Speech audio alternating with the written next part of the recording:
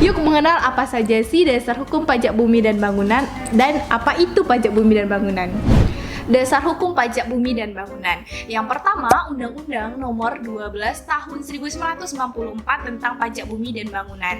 Dan yang kedua yaitu Undang-Undang Nomor 28 Tahun 2009 tentang retribusi dan pajak daerah, yang dimana pemerintahan kabupaten atau kota memiliki wewenang atas pemungutan pajak dan bumi bangunan di perkotaan maupun di perdesaan. Dan pemerintahan pusat memiliki wewenang atas sektor pertambangan, kehutanan, dan perkebunan.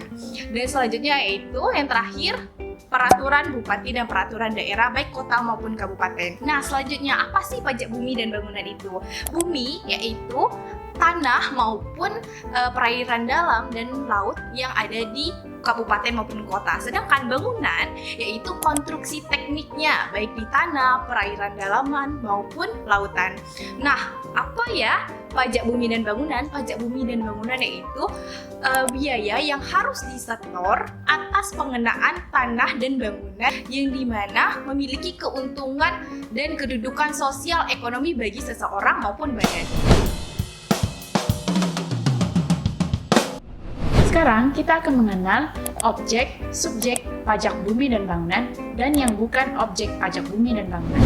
Subjek PBB adalah wajib pajak yang dapat mempunyai hak dan memperoleh manfaat atas bumi dan bangunan.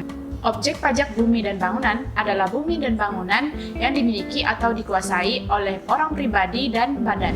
Nah, yang termasuk dalam objek bumi dalam PBB adalah yang pertama itu ada sawah, yang kedua itu ada ladang, yang ketiga itu ada perkebunan, yang keempat itu ada tanah, yang kelima itu ada pekarangan, yang keenam itu ada tambang. Kemudian yang termasuk dalam kategori bangunan PBB adalah rumah tempat tinggal, bangunan usaha, gedung bertingkat, pusat perbelanjaan, pagar mewah, kolam renang, dan jalan tol. Kemudian yang termasuk dalam bukan objek PBB adalah yang pertama rumah sakit yang dikelola oleh pemerintah, yang kedua itu ada rumah ibadah, yang ketiga itu sekolah yang dikelola oleh pemerintah, kemudian yang keempat itu tempat sejarah atau kebudayaan, yang kelima itu hutan lindung. Dasar pengenaan pajak bumi dan bangunan. Dasar pengenaan pungutan pajak bumi dan bangunan biasa disebut dengan NJOP atau nilai jual objek pajak. NJOP ini dihitung berdasarkan harga rata-rata atau harga pada saat transaksi jual beli dilakukan dan sudah ditetapkan oleh Kementerian Keuangan. Dan untuk NJOP TKP ini sudah ditetapkan sebesar 12 juta rupiah. NJOP TKP ini adalah nilai jual objek pajak tidak kena pajak. Nah, setiap daerah ini memiliki nilai jual objek pajak yang berbeda-beda. Ini dikarenakan adanya pengaruh dari beberapa dasar penetapan objek pajak bumi dan bangunan. Inilah 6 poin yang mempengaruhi NJOP atau nilai jual objek pajak di setiap daerah berbeda-beda. Yang pertama, bahan dari bangunan tersebut. Apakah bahan dari bangunan tersebut mungkin saja merupakan impor langsung dari Amerika atau memiliki material emas yang mana NJOP-nya juga akan berbeda dengan rumah biasa. Kemudian letak dari rumah ini, apakah bangunan ini atau rumah ini terletak di perkotaan atau di pinggiran kota, karena nilai NJOP-nya juga akan berbeda. Kemudian peruntukan dan juga pemanfaatannya untuk apa, apakah bangunan ini dipergunakan untuk bisnis atau hanya untuk tempat tinggal. Kemudian kondisi lingkungan dari bangunan ini. Dan yang terakhir adalah rekayasa.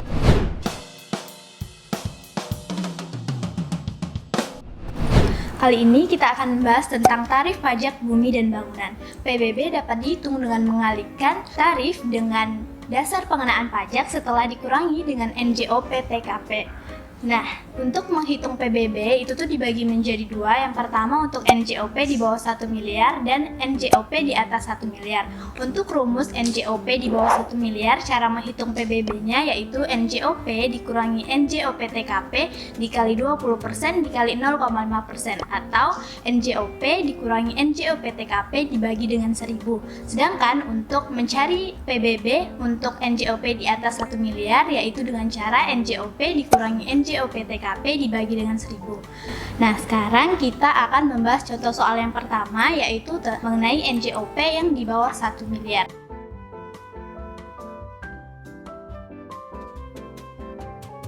Nah, untuk mencarinya, kita akan mengalihkan dulu dan mencari NJOP tanah dan bangunan. Untuk NJOP tanah yaitu 500 meter persegi dikalikan 250 sehingga dapatlah 125 juta. Lalu untuk NJOP bangunan yaitu 300 meter persegi dikalikan dengan 600.000 sehingga dapatlah 180 juta. Sehingga total dari NJOP tanah dan bangunan sebesar 305 juta. Selanjutnya kita mengurangi 305 juta dengan 12 juta lalu dibagi dengan 1000 sehingga didapatlah 293.000.